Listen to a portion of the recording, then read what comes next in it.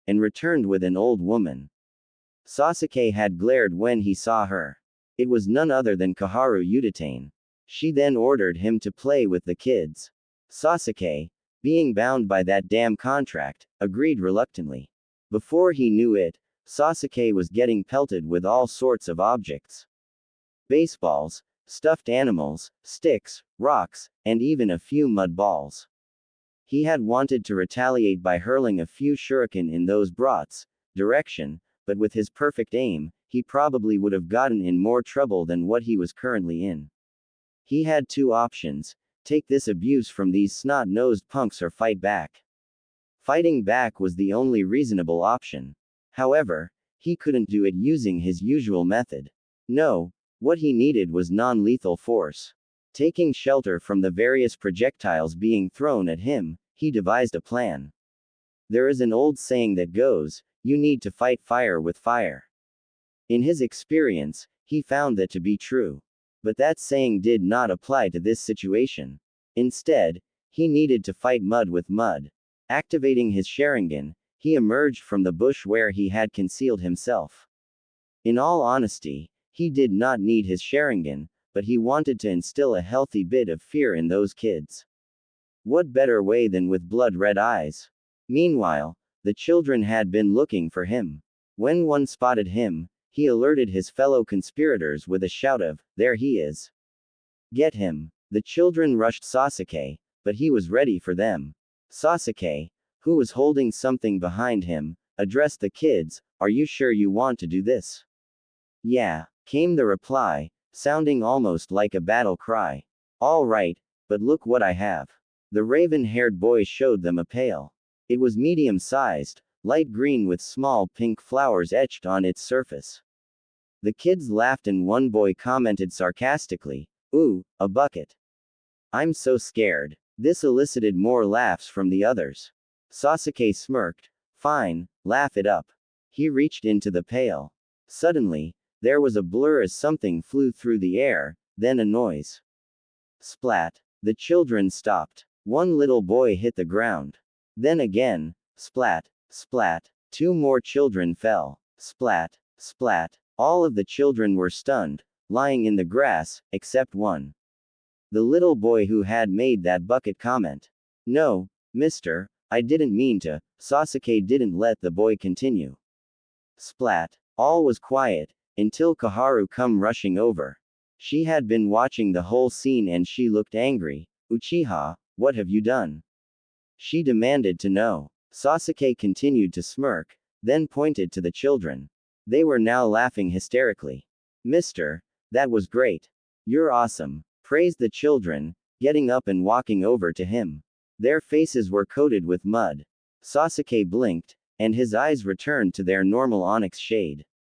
"Nothing. I was just playing with the kids, as you requested," he replied, holding up the pail. "Yeah, and it was great, Koharu-sama," a little girl said, a big smile on her muddy face. Koharu looked shocked. "You actually had fun with Sasuke?" Sasuke didn't like her tone when she spoke. It wouldn't surprise him to know if she had set up this little play date with these twerps intentionally, just to see if he could do it successfully. If he couldn't, she would then say he wasn't following the contract. "That contract is the bane of my existence," Sasuke thought, frowning slightly. The children crowded around the old woman, still happy. "Sasuke-sama is so cool. Did you see what he did? He got us good," they said, excited. "Koharu-sama, why aren't you as cool as Sasuke-sama?" one asked. Koharu looked angry again. "All right, children, that's enough. Your parents are probably going to worry about you. Now, let's go." Koharu turned away from Sasuke, trying to make the kids follow her. She herded them around her and moved in the direction of the park's exit. A little girl darted away, toward Sasuke. She smiled shyly as she approached him, and asked, "Sasuke-sama, can I have my pail back?" He nodded and said, "I found it under a bush. You should take better care of your stuff." He passed her the pail. She smiled and turned around to leave. "Hey." The girl paused, hearing his voice. "You should be proud. That pail has served me well."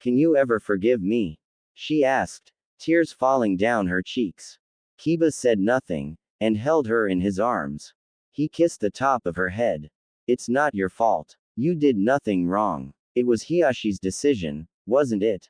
She nodded. Kiba scowled. Ever since Hiyashi Hyuga had found about Kiba and Hinata's relationship, he demanded an end to it. He had said that he didn't want his daughter to be with a mud handler, referring to the Inuzuka clan and their fondness for ninkin, or ninja dogs, as their fighting companions. Hiyashi had probably jumped at the opportunity for Hinata to marry Sasuke, the last of the noble Uchiha clan. Kiba looked at Hinata and began to gently wipe away her tears. He tried to smile as he spoke. Come on, Hinata. Smile. You look so beautiful when you smile. Hinata laughed a little, although her tears still fell. She sniffled and said, what do we do now? I don't know. I guess we can be friends, Kiba suggested. He didn't want to be just friend with her, but it felt like he had no other choice. No, Kiba-kun, I don't want to be just friends with you. Hinata said quietly, a blush coloring her cheeks. What are you saying, Hinata? Kiba asked, heart racing as he awaited her answer. I'm saying, why can't we be together for a while longer? Until I actually marry Sasuke. Then it will be over permanently. Kiba's eyes widened. You'll be cheating on Sasuke. If he finds out, won't he be pissed off? Her blush deepened, her cheeks nearly glowing pink. He doesn't need to know about it. When she spoke, her nervousness was evident. She was terribly worried that Kiba would think less of her, and silently chastised herself for such an absurd suggestion. The Inuzuka said nothing. He didn't know how he was supposed to feel. Half of him was thrilled he would get to remain Hinata's boyfriend, while the other half didn't want to deal with the negative repercussions of such actions. Hinata, I don't know. I need to think about it. You should too. Let's go, Akamaru. Kiba turned away from Hinata, Akamaru following him as he left the training field. The dark-haired girl stood there alone, unsure of what she would decide. Her decision was also frightening, especially if she decided to continue seeing Kiba. What kind of person would that make me if I stay with Kiba-kun? She whispered, worried. End of flashback.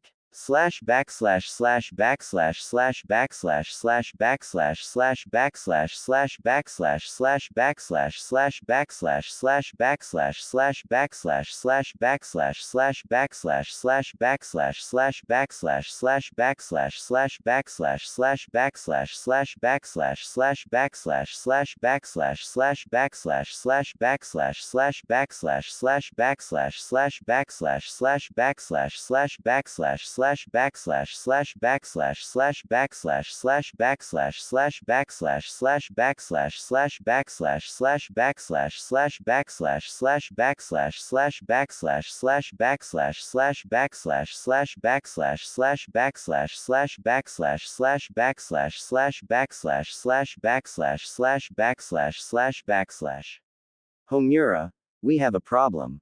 Kaharu said quietly to the elderly man. Homura looked annoyed. Yes, we do.